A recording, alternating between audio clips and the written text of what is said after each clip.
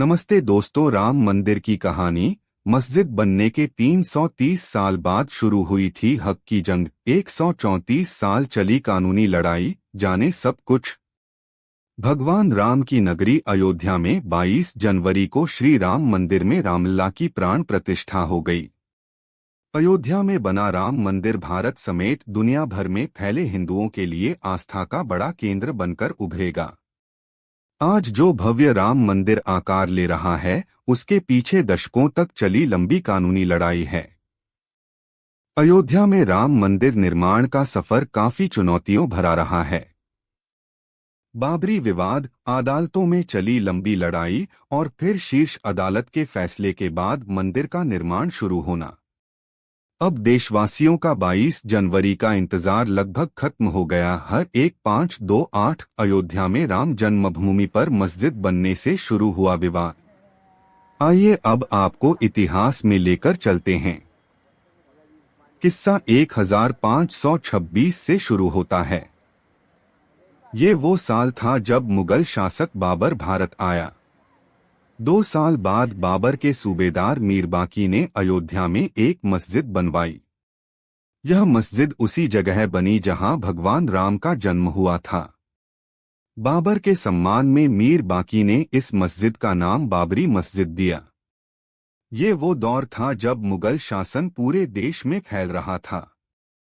मुगलों और नवाबों के शासन के दौरान 1528 से 1853 तक इस मामले में हिंदू बहुत मुखर नहीं हो पाए। 19वीं सदी में मुगलों और नवाबों का शासन कमजोर पड़ने लगा।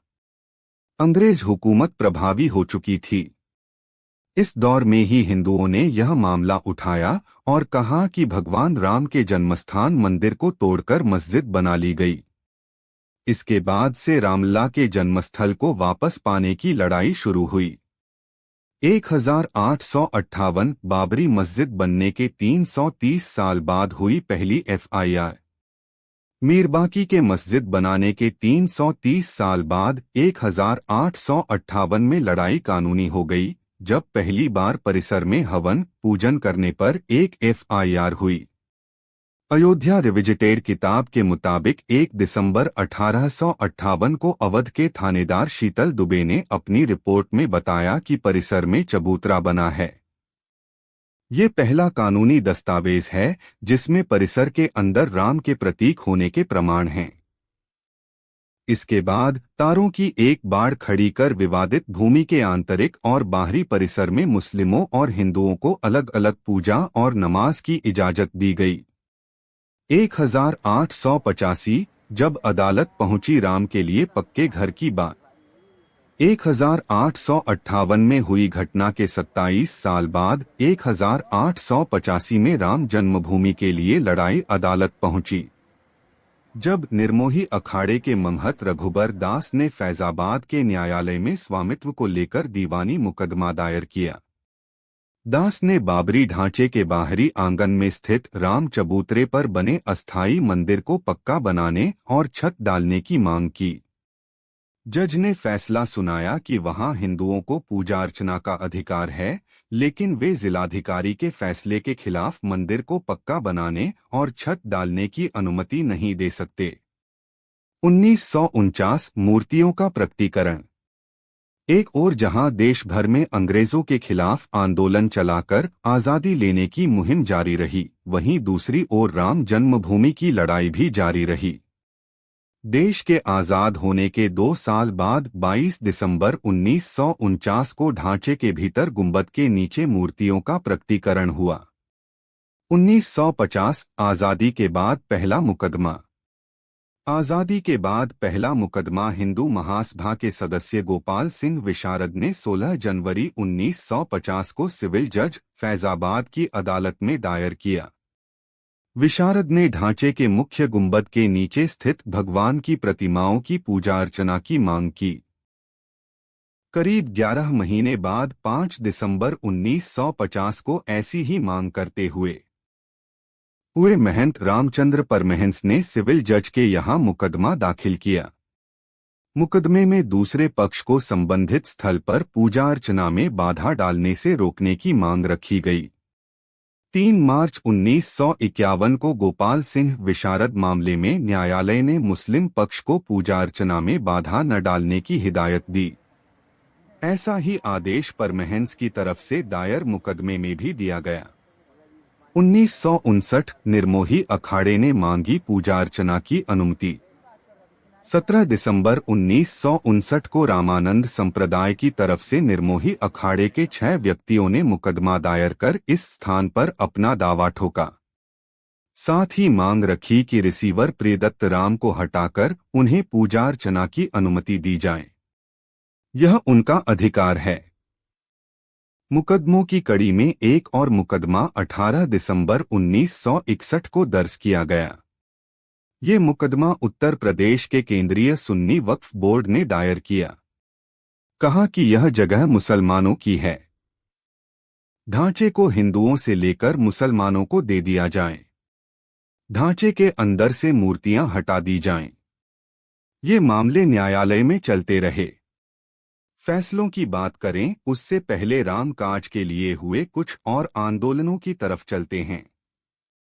1986 परिसर का ताला खुला। मुकदमों की बात हुई है तो फिर से कानूनी लड़ाई की ओर चलते हैं और बात फैसलों की करते हैं। एक फैसला 1 फरवरी 1986 को आया जब फैजाबाद के जिला न्यायाधीश के.एम. पांडेय ने स्थानीय अधिवक्ता उमेश पांडेय की अर्जी पर इस स्थल का ताला खोलने का आदेश दे दिया। फैसले के खिलाफ इलाहाबाद उच्च न्यायालय की लखनऊ खंडपीठ में दायर अपील खारिज हो गई। 1989 राम जन्मभूमि पर मंदिर का शिलान्यास। जनवरी 1989 में प्रयाग में कुंभ मेले के दौरान मंदिर निर्माण के लिए गांव-गांव शिला पूजन कराने का फैसला हुआ। साथ ही 9 नवंबर 1989 को श्री राम जन्मभूमि स्थल पर मंदिर के शिलान्यास की घोषणा की गई। काफी विवाद और खींचतान के बाद तत्कालीन प्रधानमंत्री राजीव गांधी ने शिलान्यास की इजाजत दे दी।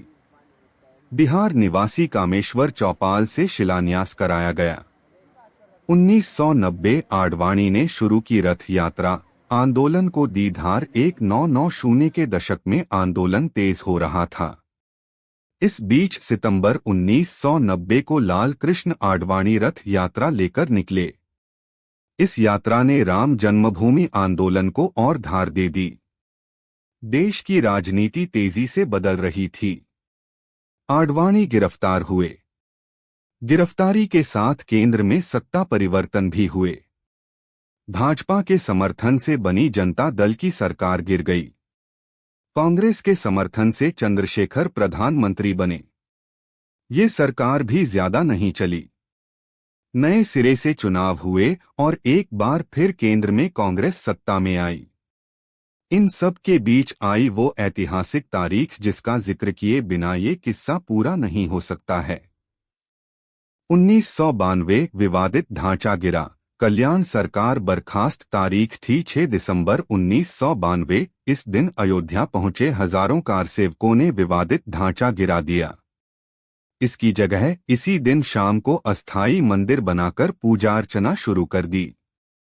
केंद्र की तत्कालीन पीवी नरसिम्हा राव सरकार ने राज्य की कल्याण सिंह सरकार सहित अन्य राज्यों की भाजपा सरकारों को भी बर्खास्त कर दिया। उत्तर प्रदेश सहित देश में कई जगह सांप्रदायिक हिंसा हुई जिसमें अनेक लोगों की मौत हो गई। अयोध्या श्री राम जन्मभूमि थाना में ढांचा ध्वंस मामले में भाजपा के कई नेताओं समेत हजारों लोगों पर मुकदमा दर्ज कर दिया गया। इसके साथ ही रामकाज की कानूनी लड़ाई में मुकदमों की संख्या में और इजाफा होने लगा। आगे की कथा सुनने के लिए वीडियो में बने रहे। 1993 दर्शन पूजन की अनुमति मिल गई। बाबरी ढहाए जाने के 2 दिन बाद 8 दिसंबर 1992 को अयोध्या में कर्फ्यू लगा था। वकील हरिशंकर जैन ने उच्च न्यायालय की लखनऊ खंडपीठ में गुहार लगाई कि भगवान भूखे हैं, राम भोग की अनुमति दी जाए। करीब 25 दिन बाद 1 जनवरी 1993 को न्यायाधीश हरिनाथ तिलहरी ने दर्शन पूजन की अनुमति दे दी। 7 जनवरी 1993 को केंद्र सरकार ने ढांचे वाले स्थान और कल्याण सिंह सरकार द्वारा न्यास को दी गई भूमि सहित यहां पर कुल 67 एकड़ भूमि का अधिग्रहण कर लिया। 2002 हाई कोर्ट में शुरू हुई मालिकाना हक पर सुनवाई।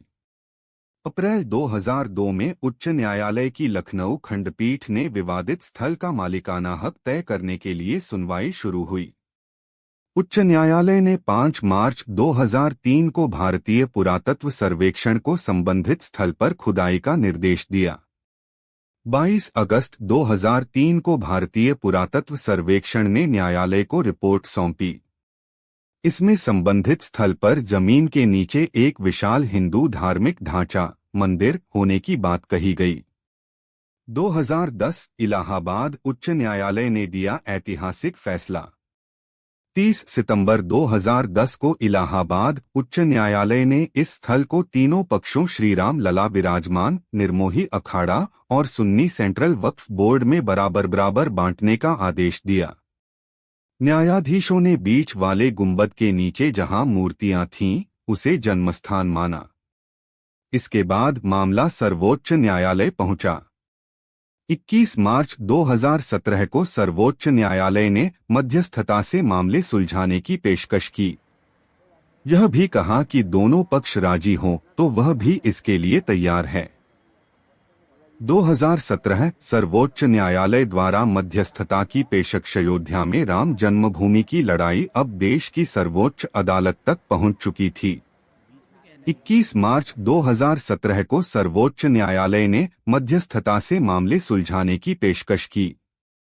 यह भी कहा कि दोनों पक्ष राजी हों तो वह भी इसके लिए तैयार है। 2019 सुप्रीम फैसला और मंदिर निर्माण का रास्ता साफ। 6 अगस्त 2019 को सर्वोच्च न्यायालय ने प्रतिदिन सुनवाई शुरू की। 16 अक्टूबर 2019 को सर्वोच्च न्यायालय में सुनवाई पूरी हुआ और कोर्ट ने फैसला सुरक्षित रख लिया। इससे पहले 40 दिन तक लगातार सुप्रीम कोर्ट में सुनवाई हुई। 9 नवंबर 2019 को 134 साल से चली आ रही लड़ाई में अब वक्त था अंतिम फैसले का। 9 नवंबर 2019 को सर्वोच्च न्यायालय ने संबंधित स्थल को श्री राम जन्मभूमि माना और 2.77 एकड़ भूमि रामलला के स्वामित्व की मानी। वहीं निर्मोही अखाड़ा और सुन्नी वक्फ बोर्ड के दावों को खारिज कर दिया गया। इसके साथ ही कोर्ट ने निर्देश दिया कि मंदिर निर्माण के लिए केंद्र सरकार 3 महीने में ट्रस्ट बनाए और ट्रस्ट निर्मोही अखाड़े के एक प्रतिनिधि को शामिल करे। इसके अलावा यह भी आदेश दिया कि उत्तर प्रदेश की सरकार मुस्लिम पक्ष को वैकल्पिक रूप से मस्जिद बनाने के लिए 5 एकड़ भूमि किसी उपयुक्त स्थान पर उपलब्ध कराए। 2020 अयोध्या में मंदिर की आधारशिला के साथ निर्माण शुरू। इसी के साथ दशकों से चली आ रही लंबी कानूनी लड़ाई समाप्त हो गई। अब बारी थी निर्माण की। 5 फरवरी 2020 को प्रधानमंत्री नरेंद्र मोदी ने अयोध्या में मंदिर निर्माण के लिए राम जन्मभूमि तीर्थ क्षेत्र ट्रस्ट की घोषणा की। ठीक 6 महीने बाद 5 अगस्त 2020 को अयोध्या में राम मंदिर की आधारशिला रखी गई, जिसमें पीएम मोदी शामिल हुए। 2024 भव्य मंदिर में रामलला की प्राण प्रतिष्ठा। 134 साल चली कानूनी लड़ाई के बाद अब अयोध्या में भव्य राम मंदिर का निर्माण हो रहा है। राम जन्मभूमि पर मंदिर के पहले चरण का काम पूरा हो गया है। 22 जनवरी 2024 की वह ऐतिहासिक तारीख है जब मंदिर में भगवान राम की प्राण प्रतिष्ठा हुई। 23 जनवरी से मंदिर आम लोगों के लिए खुल जाएगा। ऐसी कथा देखने के लिए चैनल को सब्सक्राइब करें, वीडियो को शेयर करें। आप सभी का धन्यवाद।